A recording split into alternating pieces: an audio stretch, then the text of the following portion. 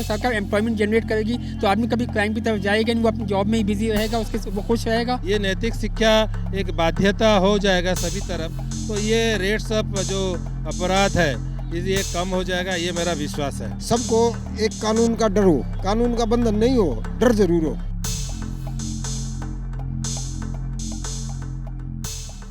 एक पिता होने के नाते आप अपने बच्चों को कैसे शिक्षित करेंगे, उनको कैसे समझाएंगे कि वो आगे जाकर के इस तरह के अपराध। एक तो सबसे बड़ी बात है, घर में मानवीय मूल्यों की बात करेंगे, पॉजिटिव एटीट्यूड की बात करेंगे, और पेरेंट्स का जो बिहेवियर है समाज के प्रति और घर में और रिश्तेदारियों में, मतलब ऑल अराउंड वो मानवीय प्रस्तुतिकरण करेंगे और उनको भी एनकरेज करेंगे, तो इससे जो है अपराधीकरण को हम जो है पारिवारिक लेवल पे ही रोक सकते हैं। अच्छा, एक तरफ देखा जाता है कि कहा जाता है कि अपने बच्चों को फ्रैंक बना लीजिए, उनको हर चीज़ की शिक्षा दीजिए, बैड टच, गुड टच, इसके अलावा भी तमाम सारी चीज़ें कि कोई भी अपराध उनके साथ हो रहा है तो वो पल पल की खबर अपने माँ बाप को साथ शेयर करें।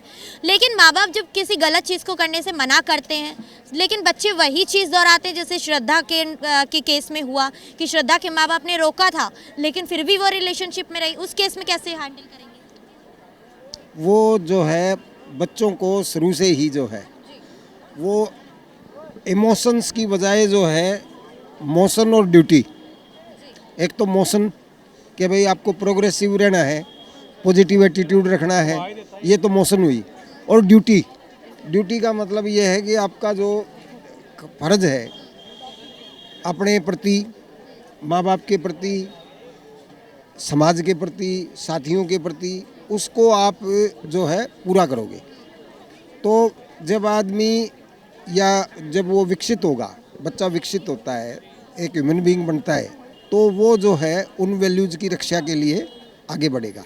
लेकिन अभी तक तो हम श्रद्धा केस की बात कर रहे हैं, लेकिन अब आ जाते हैं एक और केस जो सामने आया है जिसमें पिता अपने बच्चे को पाल पोस के इतना बड़ा किया है। सबसे बड़ी दिक्कत है यहाँ पर, आप किसी भी उसमें जाओगे, यहाँ जो है बिलो पुअर्टी लाइन क्लास बहुत है, और वो जब थोड़ी सी आकांक्षाएं पाल लेती है तो वो भोगवादी की तरफ ज़्यादा जाती है, क्योंकि उनके लिए वो भोगवाद जो है वो नया होता है। तो हम भोगवाद की बजाय जो है, जो हमारी ड्यूटी पथ की जो बात है उसको करेंगे, और उनको शुरू से ही जो है हेल्दी रिलेशंस, हेल्दी समाज, उसके लिए प्रेरित करेंगे। अच्छा, तो जैसे कहा जा रहा है कि एक पिता अपने बच्चे को समझाता है, जैसे आपने बोला कि हम अपने बच्चों को ऐसे ऐसे शिक्षा देंगे, लेकिन जो दूसरा केस सामने आया उसमें पिता ने अपने बच्चे को पाल पोस के इतना बड़ा किया, 25-27 साल तक पाला, समझाया, लेकिन उसी बच्चे ने अपनी माँ के साथ मिलकर पिता का कत्ल कर दिया, उनको काट दिया। वो जो पिता का कत्ल किया या काट दिया, ये वो किया, वो जो मैंने आपको बात बताई थी कि जो इलिसिट रिलेशन है, उसकी माँ के इलिसिट रिलेशन रही, क्योंकि उसके फादर की डेथ हो गई थी। अब वो इलिसिट रिलेशन से वो वेडलॉक में आ गई, फिर वो जुआरी शराबी कबाबी हो गया, उसने उनकी तरफ दे, उसके पहले भी बच्चे थे। तो ये जो घालमेल है, ये एक जो है विभत्स घालमेल है, विभत्स जिसको कहते हैं, जो कि मतलब एक गंदगी से गंदगी पैदा होती है, ये ऐसा घालमेल है। तो समाज के जो मानदंड हैं उनका पालन तभी करवाया जा सकता है जब लॉ एंड ऑर्डर के प्रति भी लोगों को जो है ना जागरूक किया जाए कि वे लॉ एंड ऑर्डर, अब जैसे शराब बिकती है या जुआ खेला जाता है, अब समाज या स्टेट उसको कंट्रोल करे, और पुलिस जो है हमारी अलर्ट हो, कहीं से भी कोई भी खबर हो उसको देखे, और गवर्नमेंट का काम है कि भाई वो रोज़गार क्रिएट करे जिससे कि आदमी या परिवार सेल्फ रेस्पेक्ट से अपना जीवन यापन कर सके। समाज को कहाँ देख पा रहे हैं फिर इस पूरे केस में? समाज तो जो है बहुत ज़्यादा जंगल राज की तरफ बढ़ रहा है। जो बिलो पुअर्टी लाइन क्लास है वो तो जंगल राज में रह रही है बेचारी, और जो लोअर मिडिल क्लास है वो भी जंगल राज जैसी स्थिति में रह रहा है। किसी तरह से बच बचा करके अपने को जो है ना लोअर मिडिल क्लास में मेंटेन कर रहा है। अब ये जो एक इकोनॉमिक सिनेरिया जो है वो रोज़गार से जोड़ दे। ज़रूरी नहीं है वो कि वो सरकारी रोज़गार हो, प्राइवेट रोज़गार हो, मजदूरी हो, कहीं ना कहीं उसको जोड़ दे। तो और जो हमारी समाज की तरफ से जैसे स्कूलों में भी मॉरल एजुकेशन के ऊपर भी जोर हो और मॉरल लोगों को जो है बढ़ावा मिले। पुलिस कानून व्यवस्था जो है सब टेक्निकली साउंड हो, टेक्नो प्रूफ हो, जिससे कि किसी को भी गलत काम करने का मौका ना मिले। सबको एक कानून का डर हो, कानून का बंधन नहीं हो, डर जरूर हो। कानून का डर होगा तो फिर लोग बाग जो है ना उस तरफ स्टेप नहीं रखेंगे। क्या कानून का डर आज के समय में नहीं है?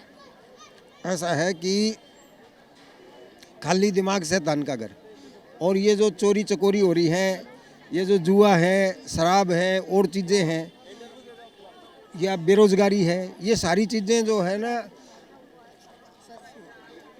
ला फुल नागरिक नहीं बना रही, ला अबाइडिंग नागरिक नहीं बना रही। ये सारी चीज़ें जो है ना जो ला को बेजा फायदा उठाते हैं या जो है ना एक गंदगी की तरफ जाते हैं, एक विकृत मानसिकता की तरफ जाते हैं, एक विकृत समाज की तरफ जाते हैं, वो निर्माण हो रहा है। रोज़ बढ़ रहे हैं ये किस्से। ये कांग्रेस में भी थे, आज भी हैं, कल भी रहेंगे। इनको जब तक आप होलसम इफेक्ट से नहीं देखोगे, आप टेक्नोलॉजी को साउंड करो कि अपराध हो ही नहीं, आप आदमी पे विश्वास मत करो, टेक्नोलॉजी को मजबूत करो। सब कुछ आप ऑन रिकॉर्ड लाओ टेक्नोलॉजी के, हाँ, जो एडवांस टेक्नोलॉजी है उनका यूज करो, और जो जुडिशरी है उसको मजबूत करो। जुडिशरी मजबूत नहीं है भाई, कहीं जजेज की अब न्याय डिलेड जो है, जो न्याय डिले होता है वो जो है ना न्याय मिलना थोड़ी है। वो न्याय मिले और ठीक ढंग का मिले, वो जरूरी है। साथ साथ उसका जो है ना पुलिस को पॉजिटिव पावर हो, मतलब जल्दी न्याय चाहते हैं। जल्दी न्याय भी हो, पॉजिटिव एक्शन हो, जल्दी एक्शन हो, वो सारी चीज़ें जो है ना 1 to 1 हो। जी, क्या लगता है क्या कारण? देखिए, कारण तो ये कि सबसे पहले एजुकेशन की कमी। हमें स्कूल में जो बेसिक है बच्चों को ये एजुकेशन देनी चाहिए कि रिस्पेक्ट वेमेन सबसे पहले, क्योंकि अगर बेसिक बच्चा जब ग्रोथ होती है उसको तब से उसके दिमाग में ये बात बैठ जाएगी कि मुझे अपनी बहन की, अपनी माँ की या किसी भी और लड़की की रिस्पेक्ट करनी है, तो उसका इन चीज़ों की तरफ उसका दिमाग बिल्कुल नहीं जाएगा। तो सबसे पहले तो एजुकेशन से स्टार्ट करना है हमें, बेसिक लेवल से। केवल और केवल हम वुमेन की बात नहीं कर सकते, क्योंकि एक केस और आया है जिसमें एक पत्नी ने अपने बेटे के साथ मिलकर अपने पति की हत्या कर दी है। उसके भी टुकड़े करे, फ्रिज में रखा, वैसे ही कहानी बनाकर उसको भी ठिकाने लगाने की कोशिश की गई। तो अगेन फिर ये सोशल वैल्यूज़ की कमी है। उसके और भी बहुत सारे कारण हैं, जैसे कि एक तो अनएम्प्लॉयमेंट भी है, उसकी वजह से तो आदमी क्राइम की तरफ जाता है। तो ये बहुत बड़ा एक विस्तार से ये कहते हैं ना, बहुत बड़ी सी इशू है ये सोशल, जिसको हमें टैकल करना है। एक सबसे पहले जैसे एम्प्लॉयमेंट कहते हैं, अगर सरकार एम्प्लॉयमेंट जनरेट करेगी तो आदमी कभी क्राइम की तरफ जाएगा नहीं, वो अपनी जॉब में ही बिजी रहेगा, वो खुश रहेगा, तो इन सब चीज़ों की तरफ नहीं जाएगा। ये झगड़ों से भी होता है, जो आप बता रहे हैं ना कि महिला ने पति को मारा। है कि अगर इंसान व्यस्त है, ज़्यादा व्यस्त होने के कारण, किसी प्रेशर के कारण कहीं ना कहीं मानसिक तनाव हो जाता है, जिस वजह से वो आकर घर पे गुस्सा उतारता है। नहीं, मानसिक तनाव तो बिल्कुल ठीक है, वो हो जाते हैं, पर उसके स्ट्रेस करने के कारण ये नहीं हो सकती कि आदमी इतना एक्सट्रीम लेवल के स्टेप्स लेने लग जाए। मानसिक तनाव के लिए तो अपनी फैमिली के साथ टाइम स्पेंड करेगा, कहीं घूमने जाएगा, बट वो क्राइम की तरफ तो नहीं जाएगा ना। स्ट्रेस तो हमेशा से है रोजमर्रा की जिंदगी। एज अ पेरेंट, माता पिता होने के नाते आप कैसे अपने बच्चों को शिक्षित करेंगे कि आपका बच्चा कोई इस तरह की जघन्य अपराध को ना अंजाम दे पाए? देखिए, हम तो सबसे पहले उसको अवेयर ही करवाएंगे कि बेटे हमसे अच्छी वैल्यूज़ करो, लोगों की रिस्पेक्ट करो, कभी कुछ गलत काम मत करो, हमसे ओपनली हर चीज़ बताओ। जैसे मैं रियल लाइफ में भी अपने बच्चे से मैं आपसे यही कहता हूँ, बेटा जो भी आपके स्कूल में हुआ या आपके प्लेग्राउंड में गए हो, किसी बड़े ने आपसे मिला, कोई आपसे मिला, आपसे कुछ पूछा या आपसे कुछ बात की है, तो आप हमसे डिस्कस करो घर आके। मेरी वाइफ से भी और मुझसे भी। वो बताता है कि आज मुझे एक भैया मिले थे, उन्होंने मुझसे ये कहा, मैं आज कल उन्होंने मुझे बुलाया है खेलने के लिए, तो मुझे पता है कि मेरा बेटा कहाँ जा रहा है। तो सबसे पहले पेरेंट्स को भी अवेयर होना चाहिए कि उनके बच्चे कहाँ जा रहे हैं, कहाँ नहीं जा रहे हैं, किससे मिल रहे हैं। तो शुरुआत इसी से होगी। जो है, अगर आप किसी चीज़ को मना करते हैं, जैसे कि श्रद्धा केस में हुआ कि पेरेंट्स ने मना किया था लेकिन फिर भी वो रिलेशनशिप में रह रही थी, तो उस केस में पेरेंट्स क्या करें? देखिए वो केस तो ये कि जिसकी वैल्यूज़, अगर भाई मैंने कहा कि अगर बेसिक वैल्यूज़ हैं तो वो इस लेवल पे जाएगा नहीं, या तो एटलीस्ट वो इतना ओपन होगा कि आपको पता चल जाएगा आपका बच्चा क्या कर रहा है क्या नहीं कर रहा है। और बिल्कुल एक्सट्रीम पे अगर आप जाएंगे कि कोई किसी वन फाइन इवनिंग कोई भी एक्सट्रीम स्टेप ले ले तो उसको आप नहीं रोक सकते। उस लेवल तक तो वो होगा, वो मार्जिन आपको देना पड़ेगा, वो क्राइम हो रहेगा, बट आप अपने सारे एफर्ट्स लगा के उसको कम कर सकते हो। बस मैं यही कहूँगा कि उतना आपको। अच्छा, कैसे इन अपराधों को रोका जाएगा? अब जैसे कि एक्शन लिया जा रहा है, लोग आफ्ताब के खिलाफ कार्रवाई की जल्द से जल्द मांग भी कर रहे हैं, एक तरफ उसके नार्को टेस्ट की तैयारियां चल रही हैं, पोलोग्राफी टेस्ट हो रहा है, तो ऐसे में जनता कह रही है कि इनको अभी तक सजा क्यों नहीं? नहीं, सज़ा तो लॉ का अपना जो पूरा कोर्स है वो फॉलो किया जाएगा, वो होना भी चाहिए। जैसे कि फॉर एग्जांपल निर्भया केस में भी हुआ था, उसमें भी शायद 7-8 साल लग गए थे मेरी नॉलेज से, बट एटलीस्ट एंड में जो जस्टिस अगर डिलीवर्ड है तो even if it is delayed but if it is delivered on time, I think that serve the purpose. कुछ लोगों का कहना है, जो पब्लिक ओपिनियन ले रही हूँ, तो उसमें मुझे पब्लिक से ये भी जानने के लिए मिला है कि वो चाहती है कि जैसा अपराध आरोपी कर रहा है उसको उसी की सज़ा उसी की भाषा में दी।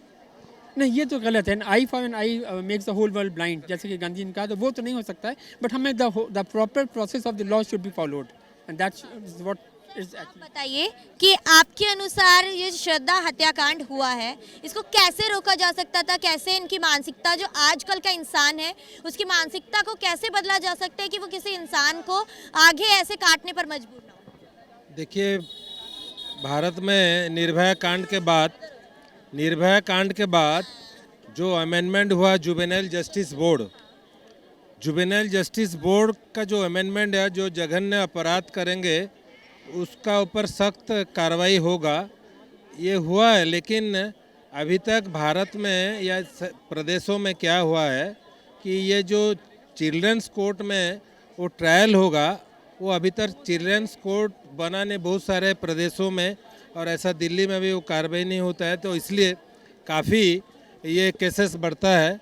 और जुवेनाइल एक्ट जो है 2015 में जो अमेंडमेंट हुआ, तो उस अभी तक 15 अमेंडमेंट होने के बाद ये अभी मैं देखता आ रहा हूँ, मैं भी जुवेनाइल जस्टिस बोर्ड का मेंबर मजिस्ट्रेट रह चुका हूँ, तो इस नाते मैं देखा हूँ कि मैं जब ज्वाइन किया 2013 में तो इसमें 217 केस था, अभी वो 1300-1400 हो गया।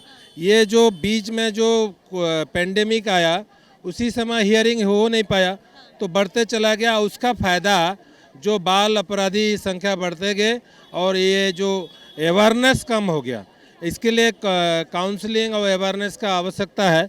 और जो पुलिस स्टेशन में एक जुवेनाइल डेस्क होना चाहिए, चिल्ड्रन डेस्क होना चाहिए, वो भी बहुत सारे मैंने स्टेशन में नहीं है, तो इसका ऊपर भी ध्यान देना चाहिए। और ये जो कांड अभी घटा हुए सख्त कार्रवाई करना चाहिए और इसका ऊपर ध्यान केंद्रित करके और ज़्यादा से ज़्यादा अवेयरनेस का आवश्यकता है। समाज की क्या भूमिका देख रहे हैं कि समाज की क्या भूमिका?